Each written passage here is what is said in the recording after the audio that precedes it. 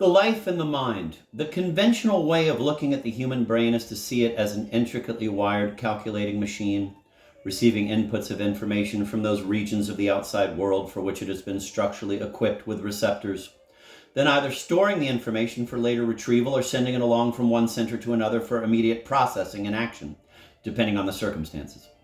In recent years, the brain has become immensely more complicated. It is not just a hardwired device, but turns out now to run its inner affairs by an exchange of chemical messages, hundreds of them, among its billions of neurons.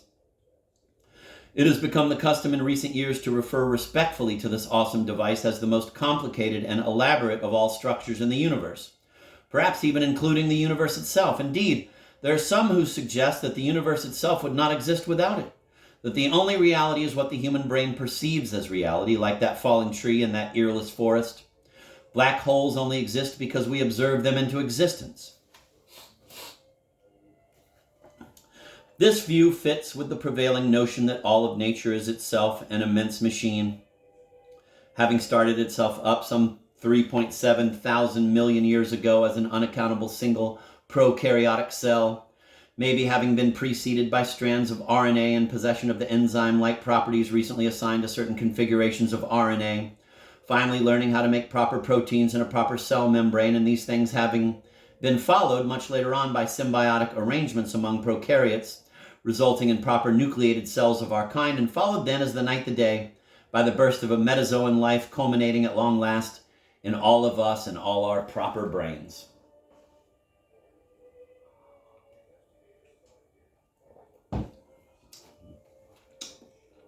The whole affair, then, is a machine. Nature is an immense mechanism operating itself in accordance with the laws of physics.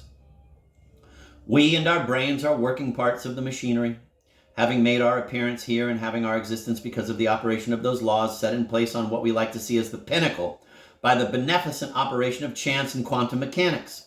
Pure luck, indeterminate and intentionless, all the way. This view takes us a long distance toward understanding our place in nature, but not quite the full distance.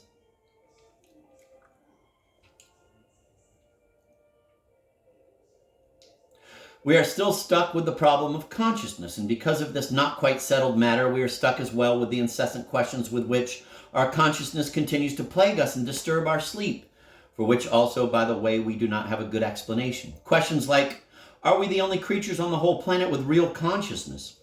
Why is being being? Why not non-being? Why should there be something instead of nothing? How do you organize a life or a society in accordance with physical laws that forbid purpose, causality, morality, and progress?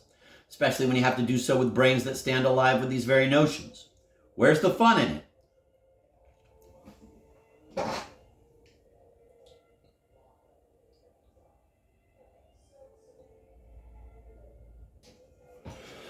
The professional psychologists managed to evade discomfort through the first half of this century and more by taking up strict scientific attitudes early on and sticking to the facts at hand. To questions like, how does the human mind work? The prompt answer based on the facts at hand was there's no such thing. There is, to be sure, a brain, a machine, but everything it does is determined by whatever experiences it happens to have had. Reflex fashion, and anything beyond this, thought for example, is in the realm of something disreputable called mentalism, the professional term for fantasy, a waste of time for intellectual effort, especially when there's no such thing as intellectual effort, only more automatic reflexes to contingencies. Pleasure, clear up through the 1950s, simply did not exist in the human mind. It was merely the sensation or set of sensations that resulted from the relief of one or another kind of pain. Drives were the thing. Drives produced tension, a painful condition, and as soon as a drive, whatever, was relieved by satiety, its absence became pleasure. This despite the ancient etymology of the words satiety and satisfaction, which come straight down from the Indo-European root sa, which meant sad. Freud believed that the only drive that mattered was the libido. Because of this, he thought that what young children seemed to have as pleasure was not the real article, something else recapitulating unsatisfiable infantile sexuality.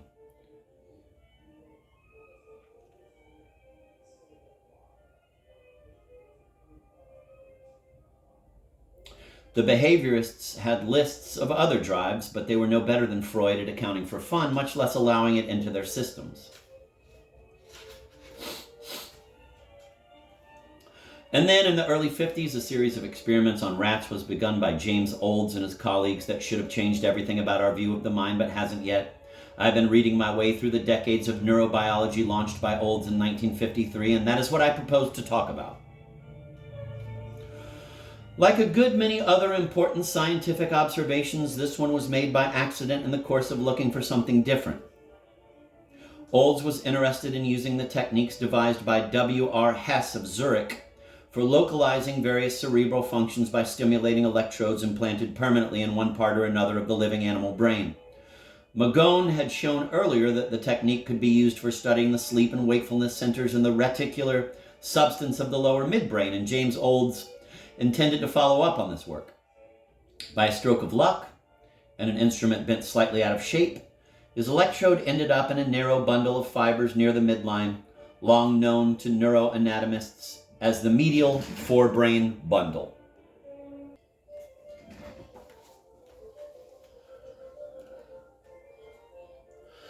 When this bundle was stimulated, the rats behaved in a very curious manner. They were free to run, but kept returning to the exact area in the experimental box where the first charge had been delivered, as though waiting for another. Olds, who must have been a master experimenter, promptly set up a battery of tests to see what this was all about. First, he ran the rats through a conventional maze and found that they quickly learned which channel to take in order to receive stimulation. Then he tested the desirability of the stimulus by arranging various barriers to interfere with the animal's access to the stimulus. He found that they would climb heights, circumvent blockades, and cross electrified grates that were painful enough to keep away ordinary rats in search of food. Finally, he adapted the Skinner box to permit his rats to stimulate their own brains by pressing a treadle. Now, left to themselves, in charge of their own stimulation, the animals became engrossed. When the duration of each pulse and the magnitude of electrical current had been arranged to its satisfaction, a rat would remain at the treadle for hours and hours, day and night, pressing the lever as frequently as 10,000 times every hour. The world was given up. If food and water were withheld, and the hungry animal then presented with the choice of food or the treadle, he invariably chose the electrical charge in his medial forebrain bundle and left the food alone. Indeed, unless detached from the apparatus, the animals would stimulate themselves until totally exhausted and near to dying.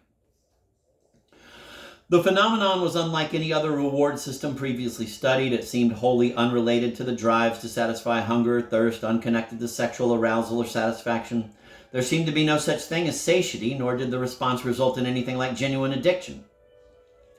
When the source of current was switched off, the animals usually would try the lever a few times, then simply give it up and go to sleep. Olds and his colleague Milner next set about learning whether the, quote, pleasure center, end of quote, as they termed the area being stimulated, was unique within the rat brain, or whether there were other places equally attractive. Their results launched a cascade of similar experiments by other neuroscientists around the world, and this aspect of the problem is still, more than 3 decades later, unsettled. The medial forebrain bundle is narrow and sharply localized, but it appears to have connections to almost every other part of the brain, from the prefrontal cortex to the pons.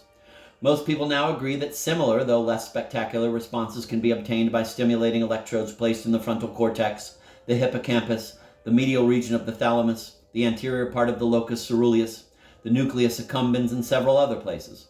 The fibers carrying the message are believed to belong to the noradrenergic rather than the dopaminergic system. I don't know of any other single problem in neurobiology that has generated as much work and as many papers in journals around the world as this initial research by James Olds.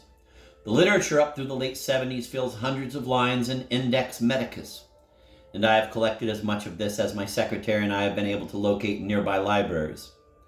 It makes a formidable pile, but seems to have leveled off in recent years. I have the impression, as an outsider, that the community involved in the problem has, at least for the time, nearly run out of questions to ask.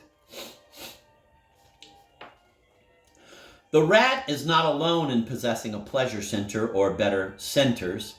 Similar experiments have been performed in rabbits, dogs, cats, goldfish, birds, several species of monkeys, and, to a necessarily limited extent, man.